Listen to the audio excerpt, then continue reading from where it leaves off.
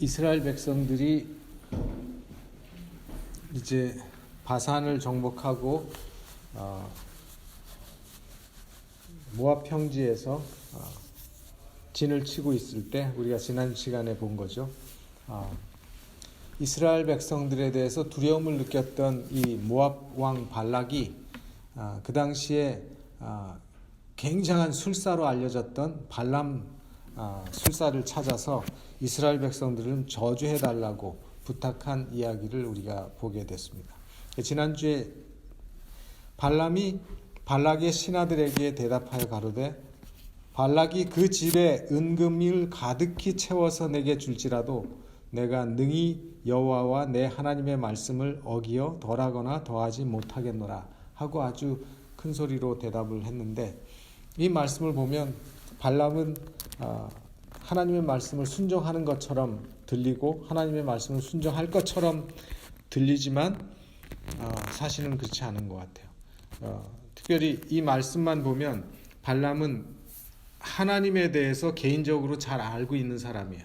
하나님에 대해서 잘 알고 있고, 또 발람은 자기의 생각은 자기가 지배하지 못할지라도 하나님이 발람의 생각과 그 행위를 지배하실 수 있다는 사실, 하나님은 절대적인 권위와 힘을 가지고 계신 분이라는 사실을 발람은 알고 있는 사람이에요. 근데 이 발람의 대답이 진심인가 아닌가? 진심인가요? 진심이 아니죠. 돈을 많이 달아가는 것 같은데. 그렇죠. 진심이었어야 하는데. 예. 근데 그 이유는 다음 구절에 보면 그 이유가 딱 나타나 있어요. 이게 진심이 아니라는 거. 이 말씀만 보면, 이 말씀에서 끝났으면 안 가겠구나 하는데, 그 다음 말씀을 보면 아니에요. 그렇게 얘기해놓고 뭐라고 얘기하냐면, 그런즉 이제 너희도 이 밤에 여기서 유하라. 여호와께서 내게 무슨 말씀을 더 하실는지 알아보리라 그랬어요. 이 말은 18절의 한 말씀과는 앞뒤가 전혀 맞지 않는 말이에요. 하나님의 말씀은 분명히 뭐라 그랬냐면 함께 가지도 말고 저주하지도 말라 말씀하셨잖아요. 그리고 덧붙였어요. 그 백성들은 복을 받은 백성들이다. 그렇게 하나님께서 말씀하셨는데, 뭐 하나님이 하신 말씀 가운데 가지도 말고 저주하지도 말라, 이 백성들은 복 받은 백성이라, 그 말처럼 확실한 말씀이 어디 있어요? 그 말은 뭐냐면 가지 말라는 거죠. 근데 자신도 집에 뭐 은금을 다 채워줘도 여호와 하나님의 말씀을 어기거나 덜하거나 더하지 못한다 해놓고서는 뭐라 그랬냐면 여기 유하라 여기 유하라 그랬어요. 여호와께 한 번 더 물어보리라. 한 번 더 물어보리라. 우리마을 성경에는 그런즉 이제 이렇게 번역됐는데요. 이 히브리어 그런즉 이제 이 말을 왜 아타라는 히브리 말인데, 왜 아타라고 하는 말은 그리고 지금 이런 뜻이거든요. 근데 여기서는 지금 새로운 국면이 시작되는 이런 경우이기 때문에 어떻게 번역을 해야 되는가 하면 그러나 이제는 이렇게 번역을 했으면 훨씬 더 문맥이 자연스럽게 흘러요. 근데 뭐 그런즉 이제 이렇게 해도 뭐 틀린 번역은 아니지만, 그러나 이제는 이라는 말로, 그러나 이제는, 그러니까 하나님은 그렇게 말씀하셨지만 또 나는 그렇게 생각하지만 이제 유해라. 내가 한 번 더 하나님 앞에 물어보리라. 이런 얘기죠. 그러니까 발람의 말이 진심이 아니라고 하는 것이 이 말씀을 통해서 결정적으로 우리가 볼 수 있죠. 그러니까 발람은 어떻게 해서든지 하나님의 뜻을 좀 바꾸어 보고 싶은 거죠. 하나님의 뜻을 바꾸어 보고 싶은 거죠. 그러니까 우리는 신앙하면서 개인적으로도 그렇고 신앙의 합리화를 참 할 때가 많이 있어요. 자기 말씀을 자기 자신의 상황에 맞춰 보려고 하고, 말씀을 자기의 생각에 맞춰 보려고 하고, 말씀을 자기가 가려고 하는 그 방향에 맞춰서 해석하려고 하는 그런 경향들, 이런 것들이 신앙의 어떤 말씀의 합리화. 근데 이런 것에 대해서 하나님께서 성경에 어떻게 반응하셨는가 하면 이렇게 말씀하셨어요. 밤에 하나님께서 나타나셨어요. 밤에 하나님이 발람에게 임하여 이르시되 그 사람들이 너를 부르러 왔거든 일어나 함께 가라. 그러나 내가 네게 이르는 말만 준행할지어다. 그죠? 그 사람이 너를 부르러 왔거든. 가고 싶으면 가라. 가라. 그러나 내가 너에게 일러주는 말만 행해라 말씀했어요. 전 이 말씀을 보면서 하나님에 대해서, 하나님의 성품에 대해서 다시 한번 느낄 수가 있는데, 하나님의 그 오래 참으시고 기다리시는, 또 스스로 깨닫고 회개하고 나오기를 바라시는 하나님의 마음이죠. 분명히 하나님은 당신의 뜻을 전달했어요. 근데 발람은 그 말을 듣고 싶지 않아. 발람은 재물이 탐이 나서 가고 싶어. 그러니까 하나님께서 억지로 못 가게 막지 않으시고, 가고 싶으면 가라. 그러나 내가 너에게 하는 말만 하라. 하나님께서는 이미 발람의 마음을 속속들이 들여다보고 계시죠. 이미 재물의 눈이 어두워진 이 발람의 악한 탐욕이 그에게 생긴 것을 아시고 그 탐욕을 억지로 막지 않으셨어요. 그래서 하나님은 억지로 하는 순종이나 경배를 원치 않으시는 분이죠. 우리의 선택을 존중하십니다. 그래서 시편 81편 11절로 12절에 보면, 내 백성이 내 소리를 듣지 아니하며 이스라엘이 나를 원치 아니하였도다. 그러므로 내가 그 마음에 강팍한 대로 버려두어 그 임의대로 행케 하였더라. 너희들이 원하고 너희들이 가고 싶으면 가라 이거죠. 너희들이 하고 싶으면 하라 이거죠. 너희들이 먹고 싶으면 먹으라 이거죠. 그렇지만 그거에 대한 책임은 내가 안 지고 너희들이 그 결과와 책임은 지라는 것이죠. 그래서 그들의 결정을 하나님께서 하도록 허락하시는 거죠. 발람은 이스라엘을 저주하도록 허락받지 못할 사실도 알았어요.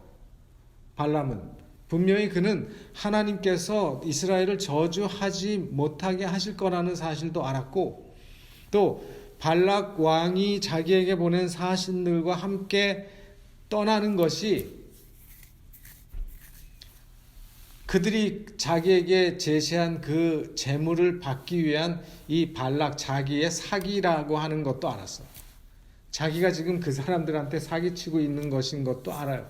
왜냐하면 그 사람들이 요구하는 대로 자기가 못할 것도 알지만 발람의 마음은 어찌됐건 빨리 가서 그들이 원하는 거 한 번씩 들어주고 재물 받아가지고 와서 편하게 살고 싶은 그 마음 한 가지.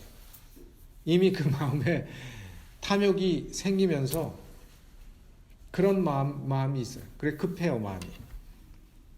하나님께서는 탐욕을 우상숭배의 죄라고 규정하셨죠. 그래서 마음속에 탐욕이 일어난 이 발람은 그 마음을 완전히 사단에게 지배당하고 굴복되고 마는 것이. 이게 발람이 이제 멸망의 길을 가게 된 첫걸음이에요.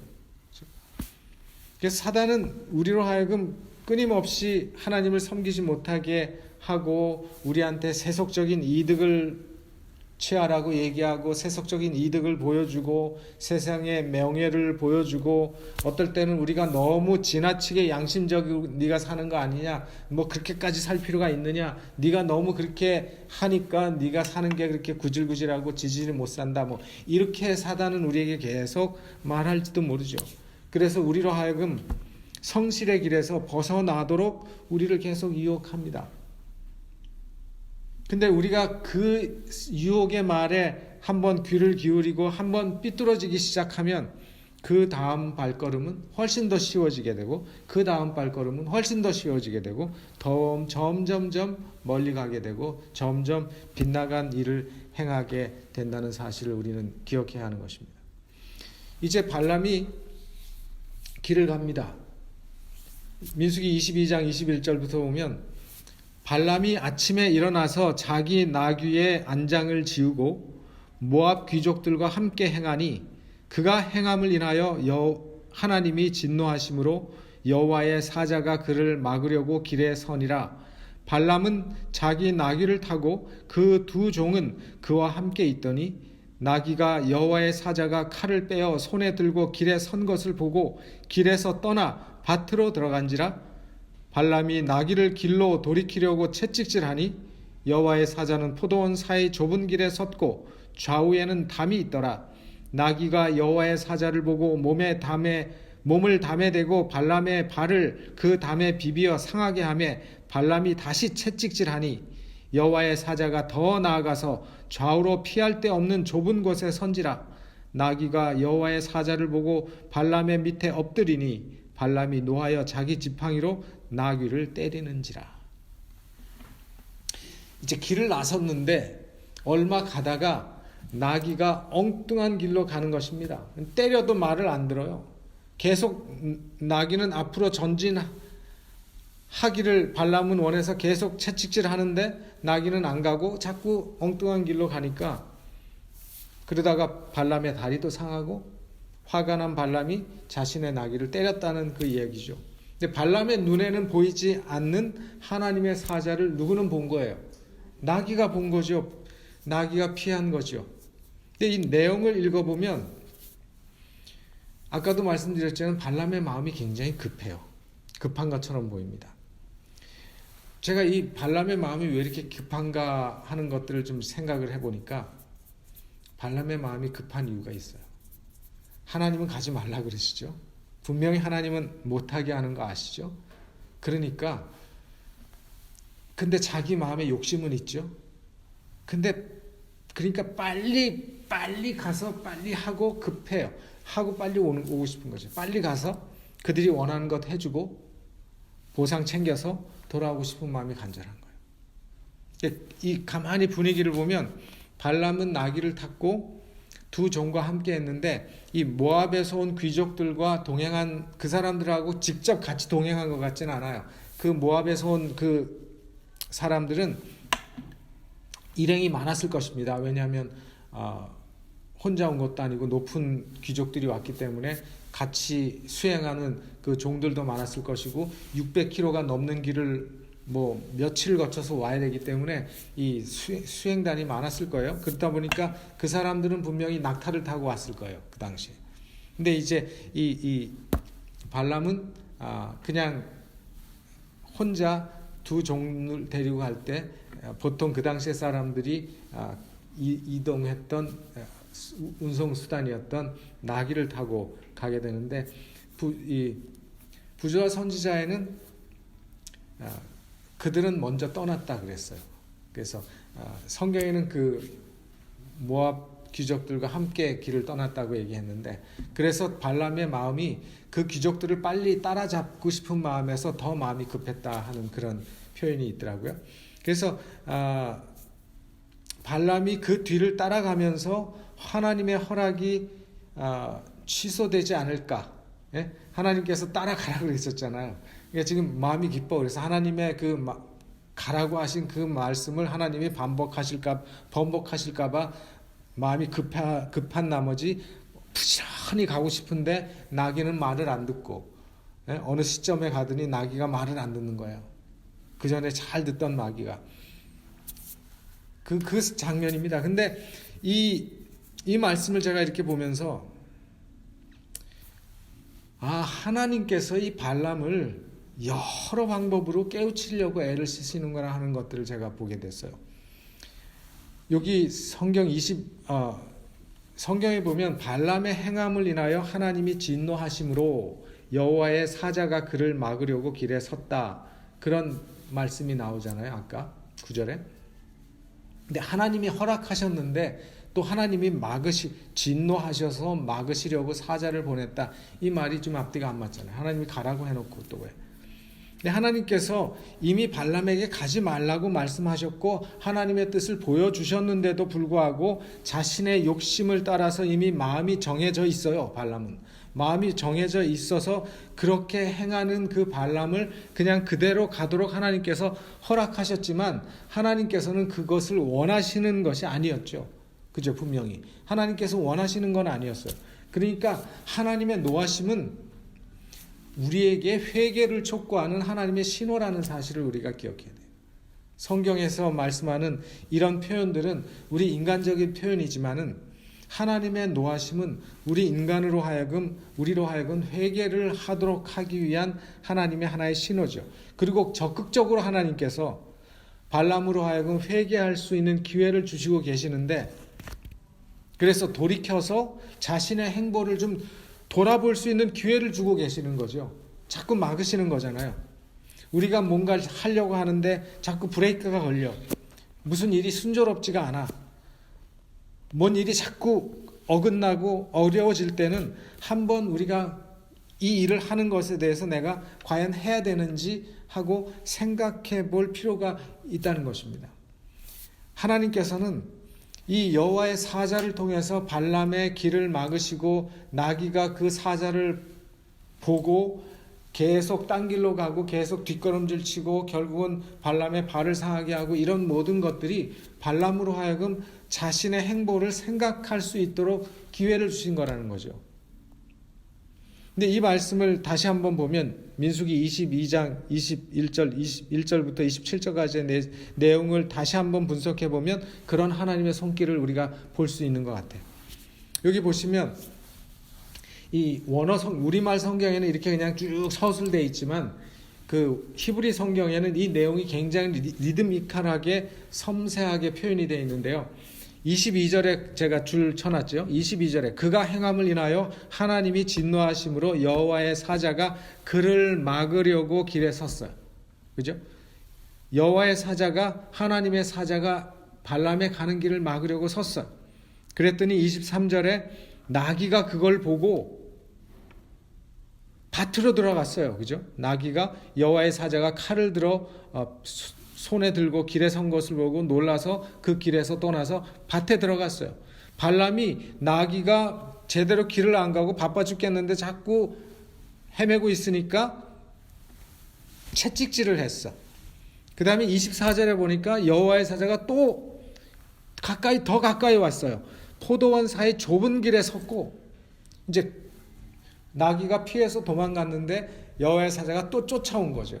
그러니까 좁은 길에 섰는데 25절에 좌우에는 담이 있었어요. 나귀가 여호와의 사자를 보고 몸을 담에 대고 발람의 발을 그 담에 비벼 상하게 하매 발람이 다시 채찍질하니, 또 26절에 보니까 여호와의 사자가 더 나가서, 그죠? 더 나가서 좌우로 피할 데 없는 좁은 곳에 섰어요. 나귀가 여호와의 사자를 보고 발람의 밑에 엎드렸어요. 이제는 완전히 주저물러 앉은 거죠. 그러니까 발람이 노에서 자기 지팡이로 이제 막 때리기 시작해요. 화가 나가지고. 여기서 하나님과 나귀와 발람 세 존재가 나오죠. 하나님, 그러니까 신과 하나님과 동물과 인간이 나오잖아요. 그죠? 하나님, 나귀, 발람 세 반응이 나오면, 첫째는 하나님께서 세 번이나 발람을 깨우치기 위해서 계속 다가가시고 나아가시는 하나님의 애쓰시는 모습을 보죠. 둘째는 나귀가 세 번이나 그 길에 선 여호와의 사자를 보고 피해서 도망가는 그 모습을 보죠. 그러니까 그것 때문에 발람이 물리적으로 상처도 받고, 이제 왜 이러나, 얘가 왜 이러나 이제 이런 생각을 할 수 있게 하는 기회를 주신 거죠. 근데 이제 세 번째는 보면 발람의 반응이에요. 세 번 다.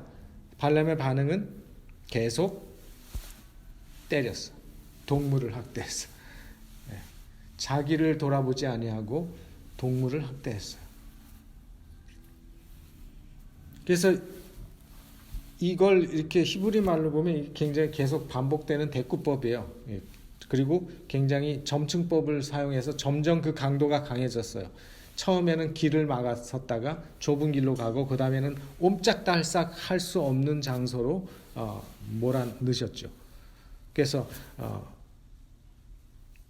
그런 옴짝달싹 없는 곳으로 몰리니까 나귀가 이렇게 앉아버렸어요. 그래서 나귀의 행동도, 그죠? 점점 더 긴박하고 어찌할 바 모르는 그런 모습을 보여주는 거죠. 나귀로서도 어떻게 할 수가 없어. 왜냐면 칼 들고 오니까 나귀로서는 이제 피하는 거죠. 완전히 이제 피할 데가 없으니까 아예 날 잡소하고 이제 바싹 엎드린 거죠. 그 모습들이 이런 여호와의 사자 또 나귀의 행동에 따른 이 발람의 행동을 보면 짐승도 보고 피했어요. 그죠? 근데 발람은 그걸 보지 못했어. 3번이나 그 나귀를 채찍질하고 다시 채찍질하고 지팡이로 때렸어요. 적어도 발람은 술사라는 사람이죠. 술사. 근데 술사라는 사람이 짐승이 보는 그 하나님의 사자를 눈이 멀어서 못 보는 거예요.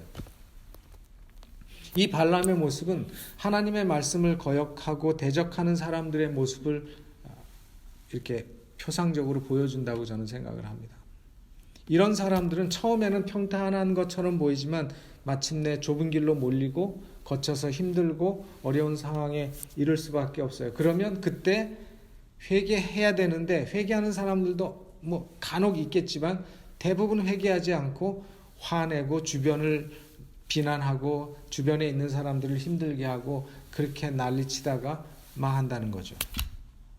이럴 때 사실은 어떻게 해야 되는데 자기 공경을 통해서 깨닫고 나귀처럼 피하고 바싹 엎드려야 되는데 교만하기 때문에 우둔하기 때문에 또 욕심에 눈이 멀기 때문에 깨닫지 못하고 그 악행을 되풀이하다가 결국은 망하게 되는 것입니다.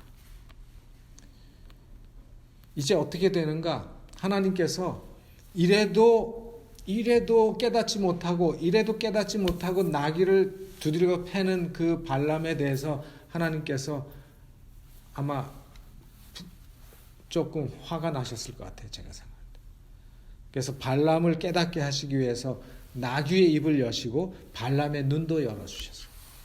그 눈을 여시고 입을 여신 얘기가 28절부터 30절에 나옵니다. 여호와께서 나귀의 입을 여시니 발람에게 이르되 내가 너에게 무엇을 하였기에 나를 이같이 3번 때리느냐. 나귀가 주인한테 막 대들었어요. 발람이 나귀에게 말하되 네가 나를 거역한 영거니 왜 말 안 듣고 똑바로 안 가고 뭐 계속 헤매냐. 내 손에 칼이 있었으면 너 죽였을 거야 내가. 이제 그렇게 얘기했죠. 그랬더니 나귀가 발람에게 이르되 나는 네가 오늘까지 내 일생에 타는 나귀가 아니냐. 내가 언제든지 너에게 이같이 행하는 행습이 있더냐. 가로되 없었느니라. 그러면 깨달아야지. 그죠? 하나님께서 나귀의 입을 여시고 나귀를 통해서 하나님이 대신 책망할 것을 나귀가 책망했어요. 내가 평생 네가 나를 타고 다녔는데 언제 한번 내가 네 말 안 듣고 엉뚱한 길로 간 적이 있느냐. 내가 그렇게 할 때는 이유가 있는 거 아니냐. 이제 그렇게 얘기한 거예요. 그래서 나귀가 말을 할 수 있다고 하는 사실이 하나님께서 능력을 입을 열어주셨죠. 성경에 짐승이 말을 한 경우 딱 2군데 나오는데 이 경우하고 창세기 3장에 뱀이 하와 꼬일 때 말한 거 그거 딱 두 가지. 나귀가 주인한테 내가 왜 그랬는지 생각해 보라는 거예요. 나귀가 발람한테 호소하는 거예요. 내가 왜 그랬는지 한번 생각해 보라고. 하나님께서는 또 나귀를 통해서 발람에게 생각할 수 있는 기회를 또 주신 거예요. 발람에게. 근데 이 발람은 깨닫지 못해요. 왜냐하면 자기 욕심이 지금 가득 있고 자기 마음이 빨리 가서 해주고 재물을 얻어오고 싶은 그 마음이 급하기 때문에 아무 다른 건 보이지도 않고 아무 생각도 안 나는 거예요. 자기 생각이 쫙 재물에 칵 꽂혀 있는 거예요. 그래서 하나님께서 발람의 눈을 열어주신 거예요. 때에 여호와께서 발람의 눈을 밝히심에 여호와의 사자가 손에 칼을 빼어들고 길에 선 것을 보고 인제 본 거예요. 인제 선 것을 보고 머리를 숙이고 엎드리니 여호와의 사자가 그에게 이르되 너는 어찌하여 내 나귀를 이같이 3번 때렸느냐. 보라 내 길이 내 앞에 패역함으로 내가 너를 막으려고 나왔더니 나귀가 나를 보고 이같이 3번을 돌이켜 내 앞에서 피하였느니라. 나귀가 만일 돌이켜 나를 피하지 아니하였다면 내가 벌써 너를 죽이고 나귀는 살렸으리라. 그러니까 나귀가 발람의 생명의 은인이죠. 34절 발람이 여호와의 사자에게 말씀하되 내가 범죄하였나이다. 당신이 나를 막으려고 길에 서신 줄을 내가 알지 못하였나이다. 당신이 이를 기뻐하지 아니하시면 나는 돌아가겠나이다. 여호와의 사자가 발람에게 이르되 그 사람들과 함께 가라. 내가 내게 이르는 말만 말할지니라. 발람이 발락의 귀족들과 함께 가니라. 발람이 회개하는 것처럼 보이죠. 정말 발람이 회개하고 있는 것일까? 당신이 기뻐하지 아니하시면 나는 돌아가겠나이다 했어요. 정말 돌아가려고 이 말을 했을까요? 아니에요. 정말 당신이 기뻐하지 아니하시면, 하나님이 기뻐하지 아니하시는 걸 모르나요? 지금 발람이 다 알잖아요. 이 사람이 다 알고 있잖아요. 그러니까 이게 그의 진심의 회개가 아니에요. 이 말들을 보면 그가 진심으로 회개하고 있지 않다는 것을 다 보여주고 있습니다. 그는 그냥 하나님의 심판이 두려운 거예요. 그리고 하나님의 사자가 칼을 들고 있는 그 자체가 두려운 거죠. 마치 애굽의 바로가 재앙이 막 올 때는 오케이 보내줄게 하다가 조금 소강 상태가 되고 조금 편안해지면 다시 못 가게 잡은 거. 또 조금 힘들면 또 보내줄게 하다가 내가 죄를 범했노라. 애굽 바로도 몇 번 그런 얘기 했잖아요. 내가 여호와께 죄를 지었다.